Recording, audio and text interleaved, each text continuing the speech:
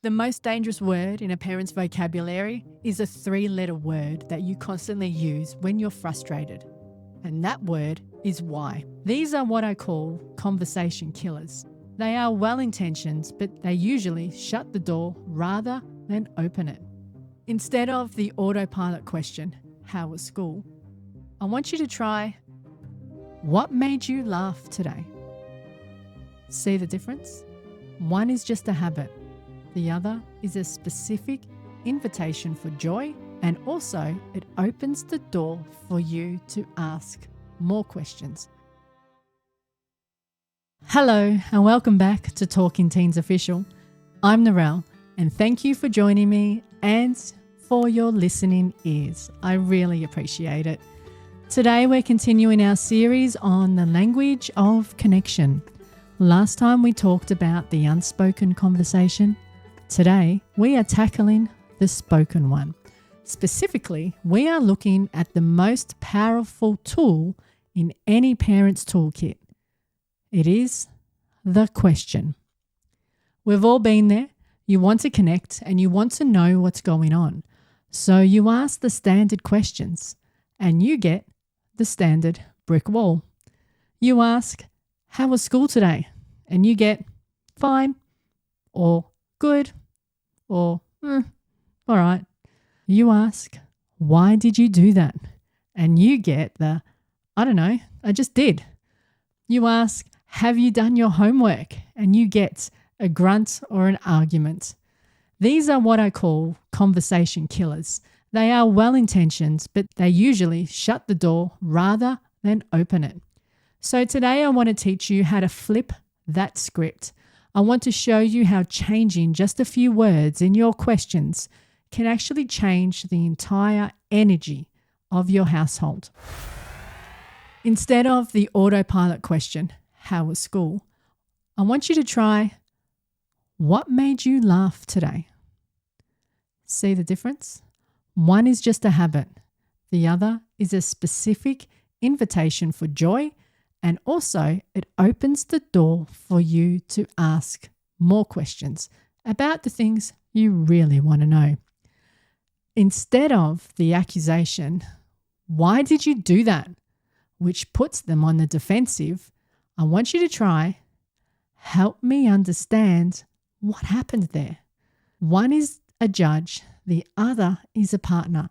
And instead of the compliance check, hey, did you do your homework? We're going to ask, what can I help you with? Or what can I do for you tonight to get this homework ball rolling? In this episode, we are going to explore why these small shifts work so well and how you can use them to stop interrogating and start connecting. Now let's talk about the most dangerous word that you have in your vocabulary as a parent. And it's not your fault. It's because we have been trained almost to ask open-ended questions if you want an answer. But you haven't been shown how to ask those open-ended questions. And this is what I'm going to do for you in this episode. The most dangerous word in a parent's vocabulary is a three-letter word that you constantly use when you're frustrated. And that word is why. Why did you do that? Why didn't you call me when you said you were going to? Why are you acting like this? In my book, The Broken World of Education, and in my training as a master coach, I learned that why is actually not useful at all. When you ask a teenager why, their brain hears an accusation. It hears, you made a mistake, justify it. And because they don't often know why, remember their frontal lobes are still under construction, they can feel cornered, just backed into a corner. So they may give you the only answer that stops the interrogation. You ready? I don't know. Or they make something up just to get you off their back, which is not really what you want. If you want the truth, you have to change the word. So here's a tool you can actually use. I want you to swap why for what or how. Instead of, why did you fail that test? which is a judgment, try. What do you think happens during that test, which is curiosity. Instead of, why did you hit your brother, which is an accusation, try, how did things get so heated with your brother? It's an observation. Do you feel the difference? Why demands a defense, but what and how invite a story. They invite a story from your kid, which you are saying you want to hear. So if you want to connect, you need the story. And to get the story, you've got to swap why out with what or how. Yes, quite absolutely right. So we've talked about our autopilot question, our whys, and we've talked about the problem about why. Now I want to talk about the biggest trap that parents fall into, and I'm guilty of it myself. Are you ready? This one is called, or I'm going to call it, the bubble wrap habit. Actually, a lot of teachers call it the bubble wrap habit. Your kid comes to you with a problem. Maybe they've had a fight with a friend, or they're overwhelmed by workload and an assignment. And your parental instinct, it just starts screaming, and it just says, protect them, help them, make the pain go away, give it to me, I'll do it for you. So you jump in and you say, well, you should just call and say sorry. Or, here, let me help you with that essay. Just write this down on that paragraph, hand it in, it'll be fine, you'll be right. Or even, don't worry about it, I'll email the teacher, I'll have a chat to him. In that moment, you are wrapping them up nice and tight in your protective bubble wrap. You are trying to smooth out the world for them. And as a teacher, I see this all the time. Parents who wrap their kids up tight and send them off into the world, hoping they never feel a bump. And while that feels good in the short term, and you feel like you are being an awesome protective parent, which you are, in the long term, it's not always helpful, because if they are always in that bubble wrap, they never learn how to handle the bumps. They never build the resilience to say, I fell down, I stuffed up, I'm just going to get up, I'm going to fix it, I'm going to do it again.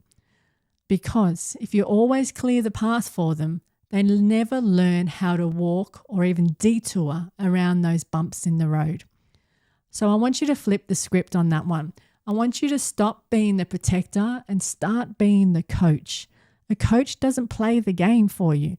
A coach stands on the sidelines and shouts and yells and asks questions that help you figure out the next play.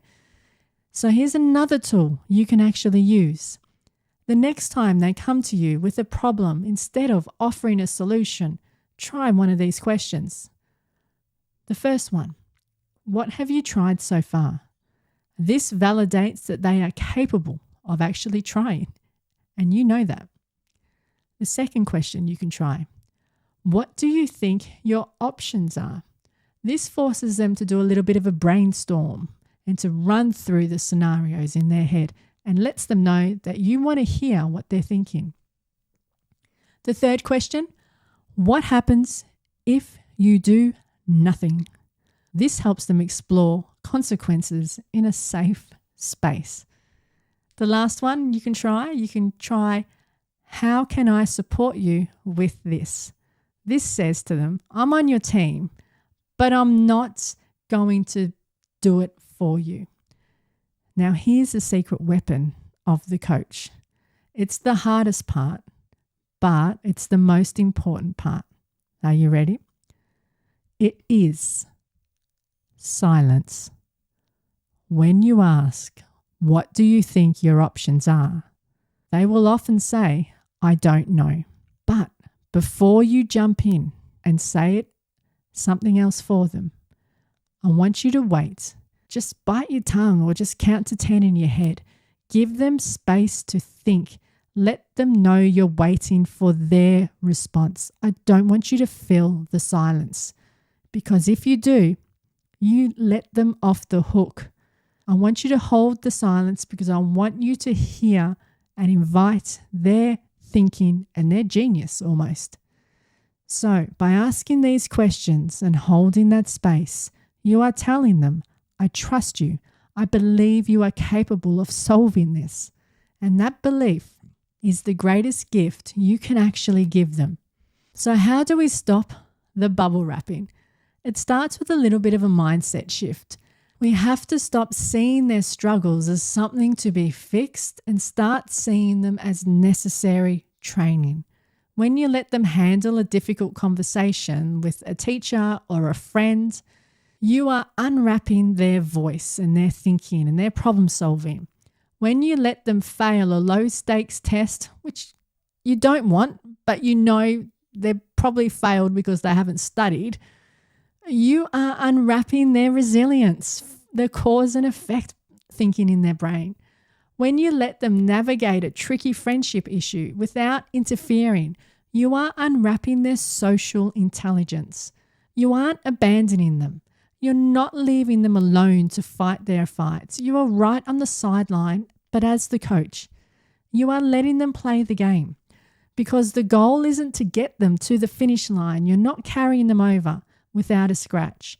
The goal is to get them to the finish line knowing they can handle the bumps and find the detours themselves. So let's bring it all together. In true teacher style, I'll recap. We started by identifying the conversation killers, those autopilot questions like, how was school? And why did you do that? That shut our kids down. We learned to flip the script by swapping why for what and how, moving from judgment to curiosity. We explored the bubble wrap habit, which is our instincts to rescue our kids from a struggle and protect them, and how to shift from being the cleaner who sweeps away the obstacles to being the coach who asks the questions to help them navigate the obstacles. And finally, we learned the secret weapon of the coach, the silence, the power of waiting and letting them find their own genius. It's not always about having the perfect answer. It's about asking the right questions. And this shift from cleaner to coach reminds me of a Sir Ken Robinson story. I'm going to keep saying it, about a little girl in a drawing lesson. And if you've researched him because you've heard about him from my podcast, you might know this one. The little girl in a drawing class, the teacher asked her what she was drawing, and she said, I'm drawing God. The teacher said, but nobody knows what God looks like. And the little girl didn't stop drawing. She just looked at the teacher and said, they will in a minute. The little girl didn't need the teacher to tell her what was possible. She didn't need the teacher to fix her drawing or tell her what to draw. She just needed the space to create it. When we stop trying to fix our teens and start coaching them, we are giving them the same creative license. We are trusting that even if we don't know the answer, they might just figure it out in a minute. Next time on Talking Teens Official, we're moving into the third part of our season, the Teens Invisible Scripts.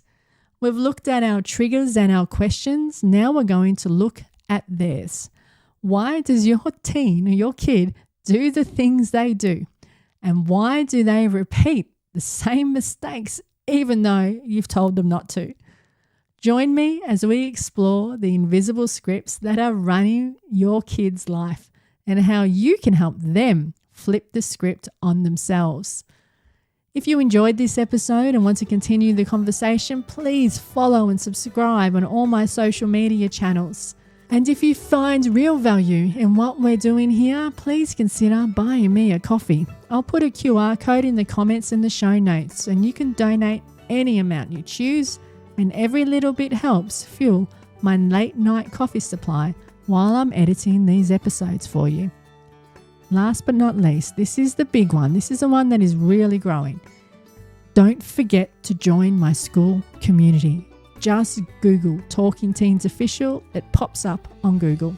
We are having some great conversations in there, and there's a lot of parents in there asking questions and getting direct contact with me just for free, answering them. So come on in and take a look. Until then, remember that focus, connection over correction. Thank you for listening. I'm Nural, and this is Talking Teens Official.